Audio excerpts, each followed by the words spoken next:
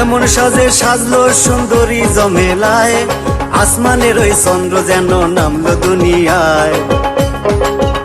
আমি কি বলবো তার রূপের গো কথা, আরে দেখলে জোড়ায় মনের ব্যথা গো। কি বলবো তার রূপের গো কথা। সালাম দিয়ে জমেলায় চেয়ারেতে বসিল, মেয়ে দেখে তালুকদার পছন্দ যে করিল।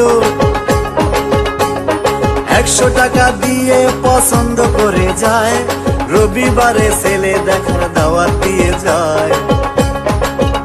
আমি এই মেয়েকেই নিব গো ঘরে, তারে ধরছে আমার এই অন্তরে গো। এই মেয়েকেই নেব গো ঘরে।